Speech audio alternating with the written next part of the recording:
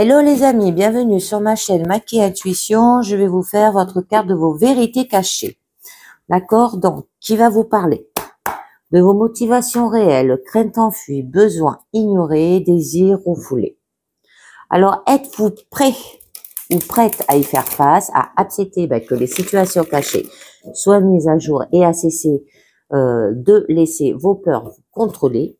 Alors, cette carte-là vous accompagne dans la prise de bonnes décisions et dans la connaissance de vous-même. D'accord?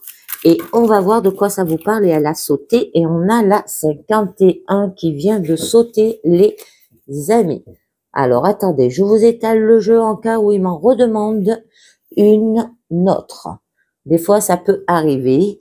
Et on va voir ce que ça vous dit. On vous parle de la croyance. Alors, c'est une croyance que vous ne voyez pas assez clairement qui vous contrôle en ce moment. Alors, il n'y a rien de plus dangereux qu'une croyance. Une croyance est un biais cognitif qui peut pousser quelqu'un à déclencher une guerre, à se suicider, à ruiner une relation, à ne jamais faire ce qu'il veut vraiment, à faire toutes les mauvaises choses pour lui, même ou pour quelqu'un d'autre en pensant que ce qu'il fait est bien. Alors, cette liste est longue. Alors, si une pensée est répétée assez souvent, nous finissons généralement par la croire vraie. Nous adoptons les croyances des autres qui, eux aussi, ont adopté ces croyances d'autres personnes, qui les ont adoptées d'autres personnes. Nous ne connaissons même pas les origines de nom de nos croyances. Nous ne savons pas vraiment si les croyances que nous entretenons sont exactes ou non. Et nous avons tendance à croire des choses parce que beaucoup d'autres personnes le font. Nous construisons des croyances en fonction de nos expériences. Ce sont des histoires que nous nous racontons pour donner un sens aux choses. Mais encore une fois, nous ne savons pas si ces croyances sont exactes ou non. Et pourtant, nous vivons notre vie en fonction d'elles. Nous avons également tendance à rechercher et à ne voir que les informations qui confirment les croyances que nous avons déjà. Nous nous accrochons à des croyances bien après qu'elles aient été démenties. Si l'on nous présente deux idées, l'une qui est difficile à comprendre et assimiler et l'autre qui est facile à comprendre et à assimiler, nous aurons tendance à croire que l'idée qui est vraie est celle qui est plus facile à comprendre et à assimiler parce que si c'est le cas, elles doivent être vraies. Cela signifie que la désinformation abonde dans nos vies et que nous fonctionnons d'une manière si limitée sur le plan cognitif que nous ne pouvons souvent pas voir la vérité d'une situation donnée. Lorsque vous êtes dans une situation qui vous fait vivre une forte émotion négative, vous êtes devant l'occasion parfaite de découvrir nos croyances fondamentales négatives. Vous pouvez le faire en sondant chaque affirmation que vous formulez à l'aide de ces deux questions. Pourquoi serait-ce une mauvaise chose? Et qu'est-ce que cela signifierait si c'était vrai? Par exemple, vous êtes peut-être dans une situation où vous avez peur d'échouer. L'affirmation « j'ai peur d'échouer » n'est pas la croyance fondamentale, c'est une réaction émotionnelle à la croyance fondamentale. Vous pouvez creuser et découvrir celle-ci en vous demandant « pourquoi serait-ce une mauvaise chose que d'échouer ?» La réponse peut être « j'aurais l'air stupide ». Demandez-vous alors « pourquoi serait-ce une mauvaise chose que d'avoir l'air stupide ?» La réponse peut être « les autres penseraient que je suis stupide ». Demandez-vous alors « pourquoi ce serait-ce une mauvaise chose que d'autres personnes pensent que je suis stupide ?» La réponse peut être « je serais rejeté ». Ensuite, demandez-vous « qu'est-ce que cela signifierait pour moi d'être rejeté et si c'était vrai ?» La réponse peut être « je me sentirais inutile et je serais seule ». Ensuite, demandez-vous « pourquoi serait-ce une mauvaise chose que je me sente inutile et que je sois seule ?» La réponse peut être « je ne serai jamais heureux si je suis seul ». Reliez peut-être « je ne serai jamais heureux si je serai seul ». Reliez ensuite la première déclaration à la dernière pour voir clairement la croyance qui est actuellement en jeu. Dans ce scénario, ce serait « si j'échoue, je ne serai jamais heureux parce que je serai seul ». La croyance fondamentale négative dans ce cas est « je ne serai jamais heureux si je suis seul ». Et le lien est « si j'échoue, je ne serai jamais heureuse parce que je serai seule. Alors vous avez cerné la raison pour laquelle vous avez peur d'échouer.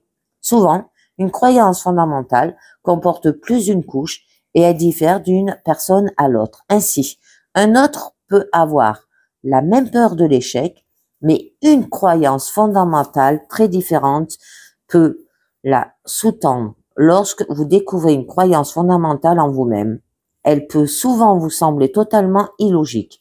Elle peut même sembler ridicule à votre esprit logique. Alors il est bon que vous ayez cette réaction à une croyance fondamentale, car elle signifie qu'il sera plus facile de commencer à introduire des pensées qui sont à l'opposé de cette croyance.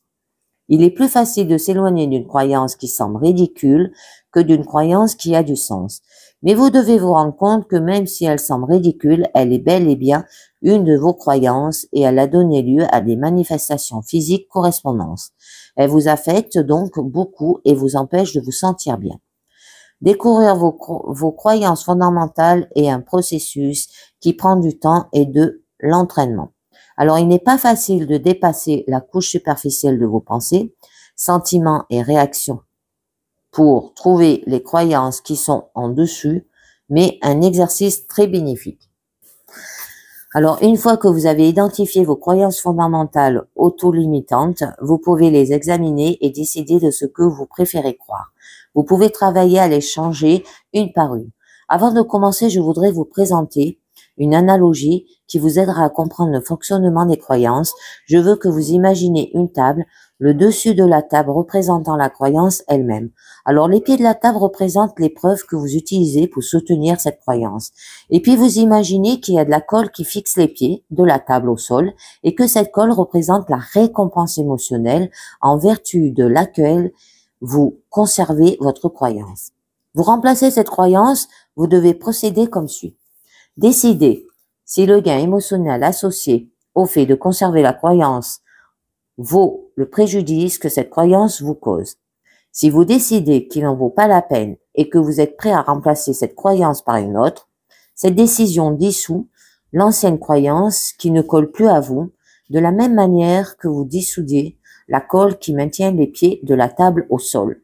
Ensuite, vous devez faire tomber les pieds de cette vieille croyance. Vous pouvez le faire en perçant des trous dans les preuves que vous utilisez pour la soutenir et en tel nombre que les preuves ne peuvent plus tenir. Alors, lorsque vous aurez fait cela, le dessus de la table, qui est la croyance elle-même, tombera parce qu'elle n'aura plus de pieds sur lequel reposer. Vous devez maintenant choisir un nouveau plateau de table et vous y arriverez en choisissant une croyance à laquelle vous préférez croire. Ensuite, vous devez construire des pieds pour soutenir ce nouveau plateau de la table, ce qui signifie que vous devez chercher de nouvelles preuves pour soutenir votre nouvelle croyance. Enfin, vous devez ajouter de la colle qui fixera la nouvelle table au sol en trouvant la récompense émotionnelle que vous apporte votre nouvelle croyance. Vous commencez alors à profiter des fruits de votre travail. Alors, si vous avez tiré cette carte de vos croyances, vous empêche de voir ce qui est vrai. Or, si vous n'en prenez pas conscience, vous agirez sur la base de fausses informations et vous devez identifier, remettre en question et, s'il y a lieu, remplacer votre croyance, les amis. Ben voilà, c'est terminé pour cette carte de vos vérités cachées. C'était très très long. J'ai jamais lu autant, mais c'est comme ça. Et je vous dis merci de m'avoir écouté et je vous dis à très bientôt. Ciao, bye bye.